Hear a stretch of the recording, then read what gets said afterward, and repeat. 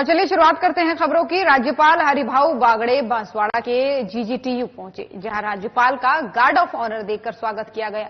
वहीं कुलपति ने राज्यपाल की गुलदस्ता भेंट कर उनका स्वागत किया। बता दें आपको कि राज्यपाल जिला स्तरीय बैठक कर रहे हैं, जिसके बाद से जीजीटीयू में कौटिल्य शोध भवन और स्वामी विवेकानंद छात्र कल्याण भवन का शिलान्यास भी करेंगे।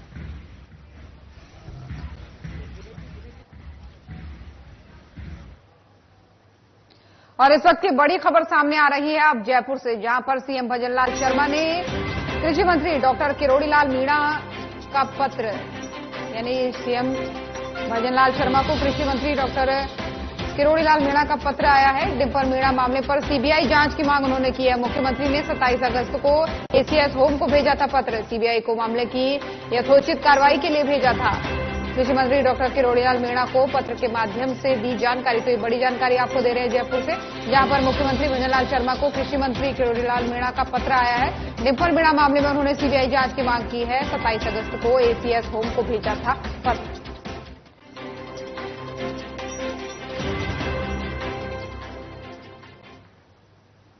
सुजानगढ़ के सिद्धपीठ सालासर बालाजी धाम मंदिर में राजस्थान के ऊर्जा मंत्री हीरालाल नागर सपरिवार पहुंचे, जहां मंदिर परिसर पहुंचने पर गेट पर हनुमान सेवा समिति अध्यक्ष यशोदानंदन पुजारी, वरिष्ठ बीजेपी नेता मांगीलाल पुजारी ने स्थानीय बीजेपी कार्यकर्ताओं के साथ ऊर्जा मंत्री हीरालाल नागर का स्वागत किया।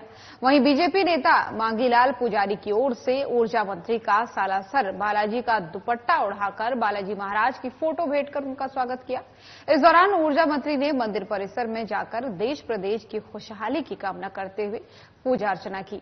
इस अवसर पर प्रशासन भी मौजूद रहा।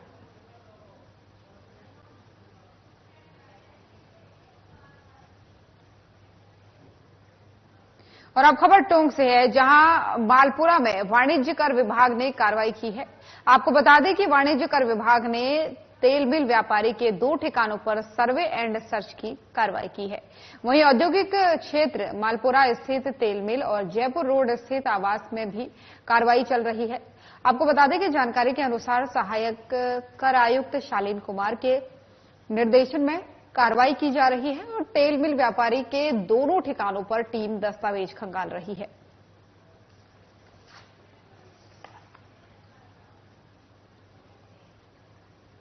सचिन पायलट के विधानसभा क्षेत्र टोंक शहर की कोतवाली थाने में कांग्रेस नेता राहुल गांधी के खिलाफ एफआईआर दर्ज हुई है। बीजेपी जिलाध्यक्ष अजीत सिंह मेहता और पूर्व विधायक सुरेंद्र पारिक के साथ बीजेपी पदाधिकारियों ने परिवाद किया। महामंत्री दीपक संगत ने कोतवाली इंचार्ज भंवरलाल वैष्णव को परिवाद सौंपकर कानूनी कार्रवाई की मांग की है। बड़ी संख्या में बीजेपी पदाधिकारियों ने राहुल गांधी के खिलाफ नारेबाजी कर नाराजगी जताई है। आपको बता दें कि पीएम मोदी के खिलाफ विदेश में बयानबाजी को लेकर आक्रोश जताया है।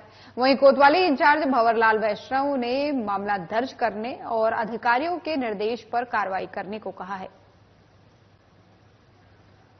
भारतीय जनता पार्टी के शीर्ष नेतृत्व के निर्देशानुसार आज हम टोंक कोतवाली में आए। कांग्रेस के नेता और नेता प्रतिपक्ष माननीय राहुल गांधी जी जिस प्रकार का वातावरण और बयान इस देश में दे रहे हैं, खासतौर से मैं इस बात के लिए हम आए थे कि उन्होंने बयान दिया अनुसूचित जनजाति के लोगों के विरुद्ध कि आरक्षण हमने समाप्त करना चाहिए। यदि कांग्रेस इसमें आई तो हम आरक्षण समाप्त करेंगे। धारा 370 से सबसे ज्यादा हटाने से जो फायदा हुआ वो कम से कम शेड्यूल कास्ट के लोगों को हुआ और वाल्मीकि समाज के लोगों को ज्यादा हुआ। और वही राहुल गांधी आरक्षण को लेकर अनुसूचित जनजाति के लोगों के विरुद्ध अपमानजनक टिप्पणियां कर रहे हैं। इसी बात से लेकर उद्वेलित होकर हम सब लोग आज यहाँ आए और हम चाहते हैं कि राहुल गांधी जी के विरुद्ध जो भी विधि सम्मत कार्यवाही हो वो होकर उनके विरुद्ध कार्यवाही की जानी चाहिए। कांग्रेस के नेता, विपक्ष के नेता माननीय राहुल जी गांधी जी ने जिस तरह का अमेरिका में जाकर टिप्पणी करी है, भारत की छवि खराब करने की बात करी है, आरक्षण समाप्त करने की बात करी है, दलित वंचित लोगों के खिलाफ जिस तरह का उन्होंने टिप्पणी करी है, सिखों की पगड़ी और कड़े को लेकर जिस तरह की टिप्पणी करी है, ऐसा लगता है कि वो विदेश में जाकर भारत की छवि को जिस तरह का उछालने का काम कर रहे हैं। माननीय देश के प्रधानमंत्री नरेंद्र भाई मोदी जी को 110 बार से भी ज्यादा बार गाली बक चुके हैं। उनको देशद्रोही कहने का काम उनने करा है। मौत का सौदागर जैसे शब्दों का उनके खिलाफ कहा गया है। मुझे लगता है कि कांग्रेस के राष्ट्रीय अध्यक्ष जी को विचार करना चाहिए कि हम कब तक उस युवराज को की गलतियों को माफ करते रहेंगे और भारत की छवि खराब करने का काम करेंगे। जिस तरह का वातावरण देश के अंदर, एक तरफ तो वो प्रधानमंत्री जो देश की छवि दुनिया के अंदर स्थापित करने का काम कर रहा है, एक तरफ विपक्ष के नेता, उनको अपनी दादी से सीख लेनी चाहिए कि जब दुनिया के अंदर वो जाती थी तो भारत की कभी कोई बात आती तो टिप्पणी नहीं करा करती थी। दीपक संगत जी परिवादी है, उन्होंने रिपोर्ट दी है। उस रिपोर्ट को हमने पंजीबद्ध कर रहे हैं, भी उनको कंप्यूटराइज कॉपी दे देंगे। जो भी विधि सम्मत कार्रवाई होगी वो कार्रवाई करेंगे। किनकी धारा मामला है क्या? नहीं, अभी क्या लगाया गया आरोप? नहीं, अभी रिपोर्ट प्राप्त हुई है, उस पर जो उचित जो है वो विधि सम्मत कार्रवाई की जाएगी। किस तरह के आरोप लगे? रिपोर्ट में आरोप है, कोई अंतर्गत जो बातें कही जा रही है उस संबंध में है, वो उसकी सारी चीजें देख करके और जो भी सही होगा वो किया जाएगा। किस तरीके से पूरे मामले में विधिवत प्रोसेस आगे जारी है? वो अभी तो पंजीबद्ध कर रहे हैं, उसके बाद में प्रोसेस जो भी होगा वो विधि सम्मत जो सही कार्रवाई होगी वो करेंगे। और जयपुर में मुख्यमंत्री भजनलाल शर्मा के निर्देश और नगरीय विकास, स्वायत्त शासन और आवासन मंत्री झावर सिंह खर्रा के मार्गदर्शन में जयपुर विकास आयुक्त आनंदी की अध्यक्षता में भूमि और संपत्ति निस्तारण समिति की 200वीं बैठक आयोजित की गई, जिसमें कई प्रकरणों का अनुमोदन करते हुए राज्य सरकार को भेजे जाने का निर्णय लिया गया। वहीं बैठक में जोन 2 विद्याधर नगर योजना के सेक्टर 7 में राजकीय महाविद्यालय विद्याधर नगर के भवन निर्माण के लिए 5400 वर्ग मीटर संस्थानिक भूखंड निःशुल्क आवंटन किए जाने का निर्णय लिया गया। साथ ही ग्राम पंचायत कंवरपुरा तहसील आमेर में सर्व समाज के लिए शमशान घाट हेतु 5200 वर्ग मीटर भूमि आवंटन किए जाने का अनुमोदन करते हुए प्रकरण राज्य सरकार को भिजवाए जाने का निर्णय भी लिया गया।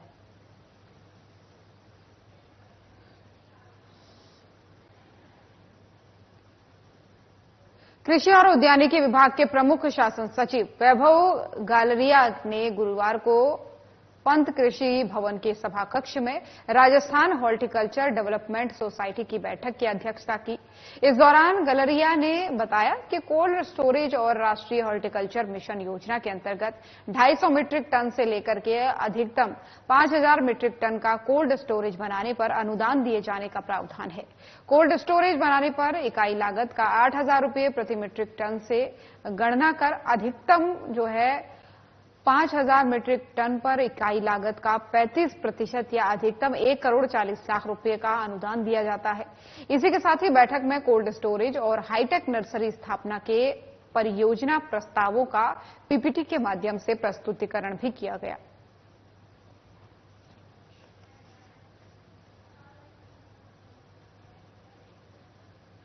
और नसीराबाद के देराठू मार्ग स्थित एक परिसर में खाद्य सुरक्षा और ड्रग कंट्रोल टीम ने सीएमएचओ ज्योत्सना रंगा के नेतृत्व में दबिश देकर के भारी मात्रा में मिलावटी गुड़ बनाने के गोरख धंधे का पर्दाफाश किया है। प्राप्त जानकारी के अनुसार खाद्य सुरक्षा और ड्रग कंट्रोल आयुक्त के इकबाल खान, अतिरिक्त आयुक्त पंकज ओझा और संयुक्त आयुक्त एसएन धौलपुरिया के निर्देश पर फूड सेफ्टी टीम ने शुद्ध आहार मिलावट पर बार अभियान के अंतर्गत जिला कलेक्टर के निर्देश पर नसीराबाद एरिया के देराठू मार्ग पर खाद्य गुड़ फैक्ट्री से 3 नमूने लिए। साथ ही जो गुड़ आम जनता को बेचने के लिए बना रहे थे उनमें से भी 2 नमूने लिए। नमूना लेने के बाद से मौके पर 9000 किलो गुड़ और 30 किलो सेफोलाइट सीज किया गया।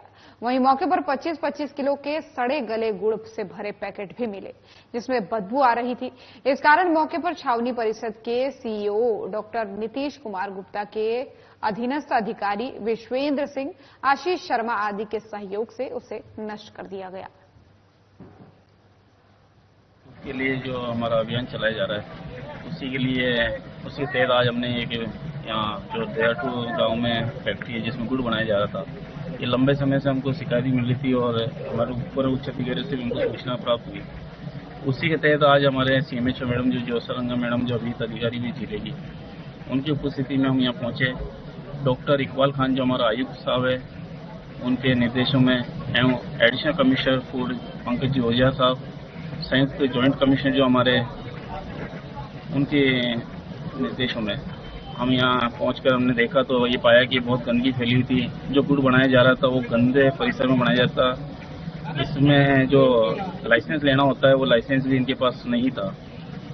ये आज कोई गुड़ बनाने का कारोबार हो रहा था। जब हमने यहाँ मौके पे आके देखा, हमें समाचार मिले थे अपने मीडिया भाइयों के से, तो जब हमने आके मौके पे देखा तो लगा कि शायद हमने बहुत बड़ी चीज मिस कर दी और आज हमने इस पे कार्रवाई की। जो भी मिलावटी और मतलब कैंसर जैसी घातक बीमारी फैलाने जैसा सामान है उसको नष्ट करवा रहे हैं और काफी सामान हमने जब्त भी किया है, उसकी जांच भी होगी।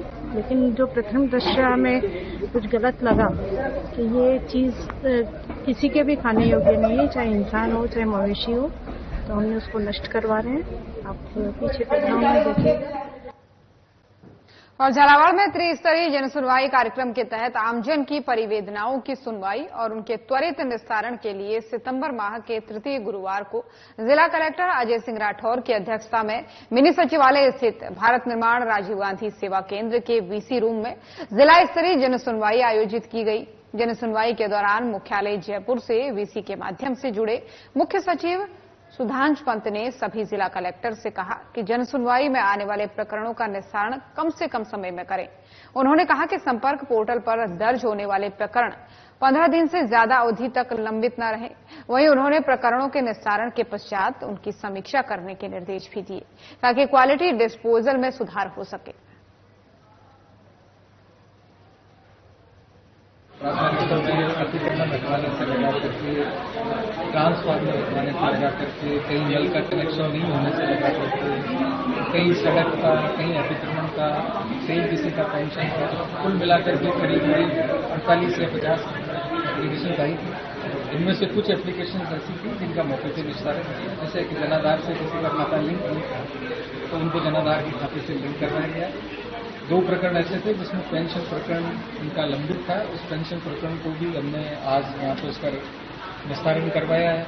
इसके अलावा ग्रामीण क्षेत्र में जहाँ कहीं अतिक्रमण है या कहीं सीमांकन है या पैमाइश है, उसमें भी संबंधित एसडीएम तहसीलदार साहिबान को आदेश दिए गए कि आज ही या कल जाकर के मौके पर इसका निस्तारण।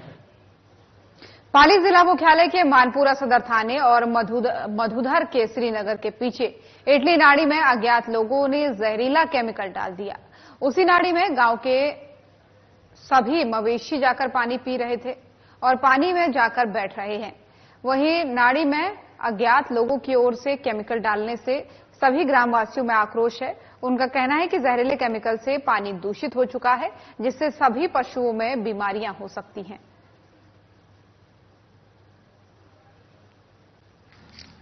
बरसात का पानी इकट्ठा होता है, जानवर हमारे गांव का सब यहाँ भी पीते हैं, दरा डांडा भेड़ बकरी सब यहाँ पानी पीते हैं। और किसी ने 2-3 दिन से केमिकल का टैंकर कोई खाली करके चला गया रात को, और अभी बदबू बहुत दे रहा है जानवर को और मन को भी बीमारी फैलने का बहुत अन्यवारी खतरा है।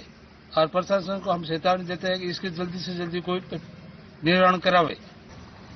हमारे यहाँ इटली नाडी है जहाँ पशु धन सब पानी पीते हैं, वहाँ किसी ने अज्ञात वाहन या किसी से अंदर केमिकल डाल दिया है जो बहुत ही बदबूनुमा है, और पूरे गांव के पशु आके यहाँ पानी पीते हैं, बीमार हो जाएंगे।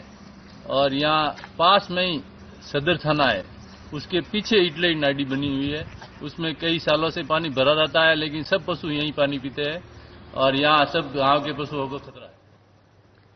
और सुमेरपुर फायरिंग मामले में बड़ा अपडेट सामने आया है। पुलिस ने फायरिंग मामले में 2 अपराधियों को यानी आरोपियों को जेल भेज दिया और 2 आरोपियों को पीसी रिमांड पर लिया है। आपको बता दें कि 14 सितंबर को कस्बे के पुराने हाईवे पर स्थित बावर्ची होटल के सामने फायरिंग हुई थी। इस दौरान फायरिंग में एक की मौत हुई और 2 लोग घायल हुए। वहीं पुलिस ने कार्रवाई करते हुए 2 आरोपियों को जेल भेज दिया और 2 आरोपियों को पीसी रिमांड पर लिया।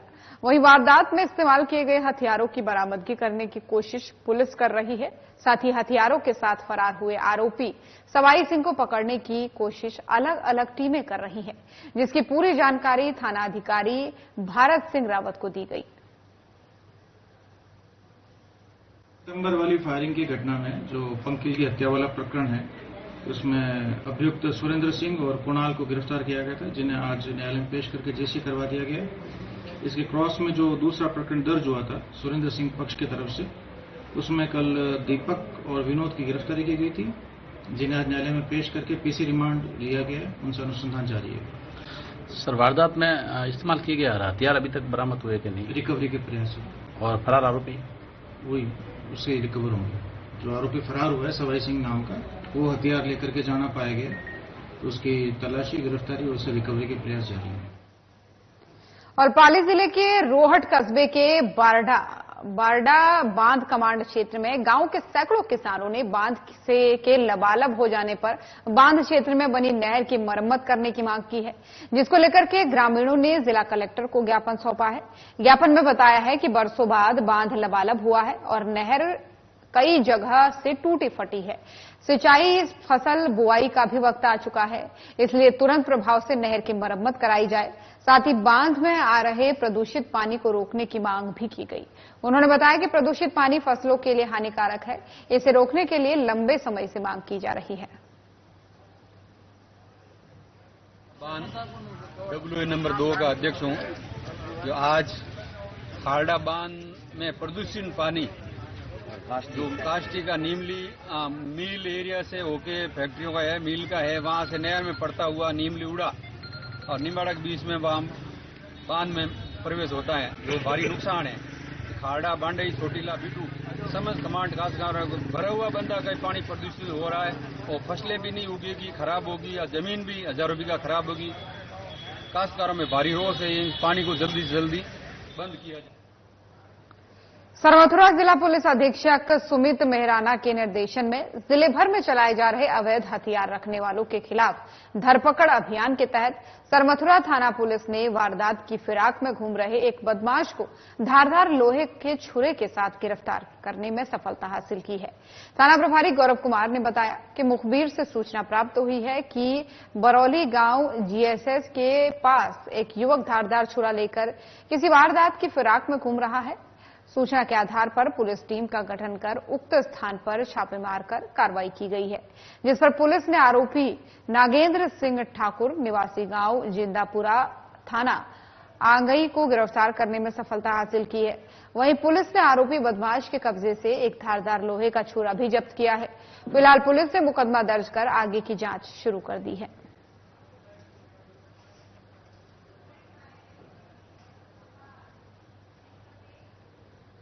और खबर अब टोंक से है, जहां एक विधवा महिला ने शहर कोतवाल से गुहार लगाई है।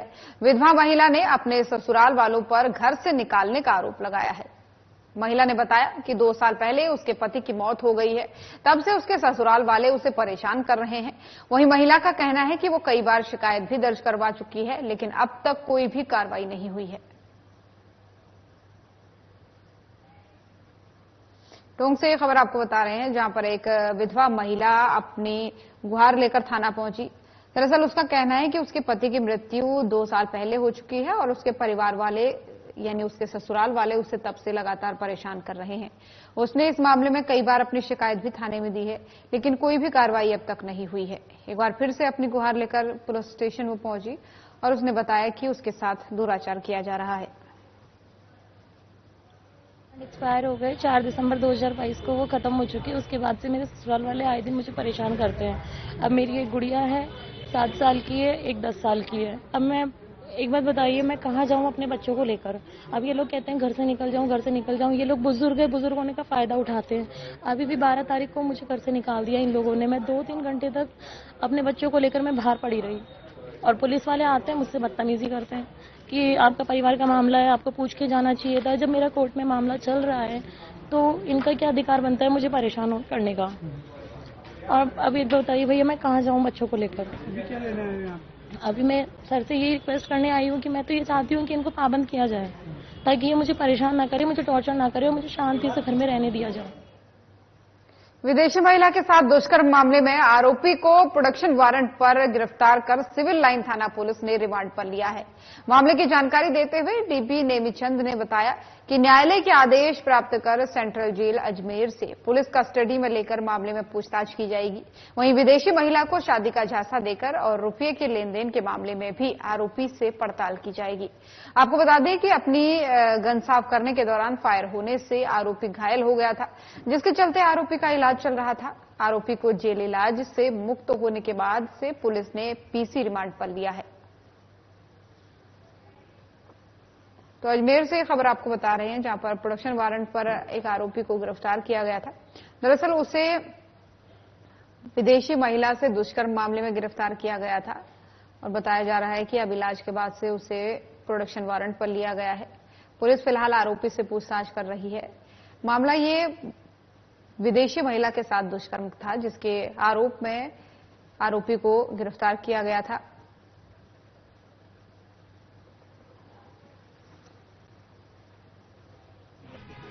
जिसमें अभियुक्त मानव गन शॉट के एपिसोड में खुद इंजर्ड हो गया था, जेर इलाज भर्ती था, जिसको 31 जुलाई को इस प्रकरण में अरेस्ट किया था। मगर उस टाइम में इसकी तबीयत ज्यादा खराब रहने से और वापस इसको जेल दाखिल कराया था। आज हॉस्पिटल से जेर इलाज से फ्री होने के बाद में माननीय न्यायालय के आदेश से केंद्रीय कारागृह अजमेर से पुणे पुलिस रिमांड में लिया गया है, जिनसे विदेशी महिला द्वारा जो आरोप लगाए गए हैं इसके विरुद्ध में, उसके संदर्भ में बिंदुवार इससे इन्वेस्टिगेशन किया जाएगा और घटना में प्रयुक्त विकल्प, सोशल माध्यम के उपकरण और दूर से जो उपस्थित गवाह है या इसके जो सहयोगी है, इस संबंध में गहन अनुसंधान किया। बांसवाड़ा के खमेरा कस्बे में पेट्रोल पंप के पास NH 56 पर एक तेज रफ्तार पिकअप ने बाइक सवार परिवार को टक्कर मार दी। हादसे में बाइक सवार मां बेटे की मौके पर ही मौत हो गई और घायल बेटी और पिता को उपचार के लिए जिला अस्पताल में लाया गया, जहां बेटी ने भी दम तोड़ दिया। हादसा इतना भयानक था कि 1 साल के मासूम बच्चे का सिर धड़ से अलग होकर घटनास्थल पर करीब 30 फीट दूर जाकर गिरा। वहीं बाइक भी उछल करके हाईवे से दूर झाड़ियों में जा गिरी। ग्रामीणों की सूचना पर खमेरा थाना पुलिस मौके पर पहुंची और मां बेटे के शव को कब्जे में लेकर के शव पोस्टमार्टम के लिए मोर्चरी में रखवाया। हादसे के बाद से पिकअप चालक मौके से फरार हो गया। वहीं खमेरा थाना पुलिस ने दोनों वाहनों को जब्त कर खमेरा थाना रखवाया है और मामले की जांच शुरू कर दी है।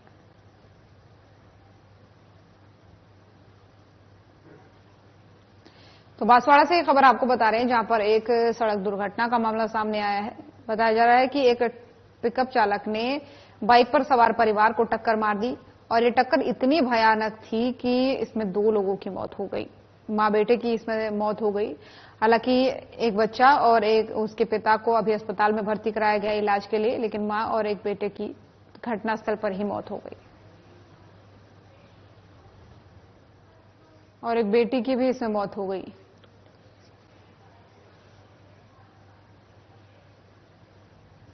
और खबर अब बांसवाड़ा से है, जहां आनंदपुरी कस्बे में एक बड़ा हादसा हो गया। बता दें कि साइड में खड़े मिनी ट्रक में बाइक घुस गई। इस दौरान बाइक सवार 2 लोगों की मौत हो गई। वहीं एक बाइक सवार घायल हो गया।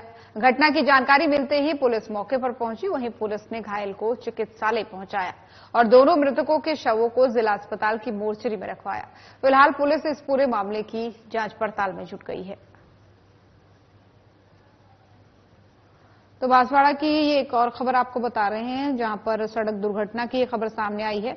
बताया जा रहा है कि आनंदपुरी कस्बे में यह हादसा हुआ था, जहां पर एक बाइक मिनी ट्रक में जा घुसी। इस हादसे में 2 लोगों की मौत बताई जा रही है और काफी भयानक ये हादसा था, जिसके बाद से इनके शवों को अस्पताल पहुंचाया गया, मोर्चरी में रखवाया गया। हालांकि पुलिस आगे की जांच कर जरूर रही है, लेकिन मामला हादसे का है और साइड में खड़े मिनी ट्रक में ये बाइक गिरा घुसी थी, जिसके कारण 2 लोगों की मौके पर ही मौत हो गई। तो खबर राजस्थान देख रहे थे आप। बुलेटिन में फिलहाल इतना ही। खबरें लगातार जारी हैं। नमस्कार।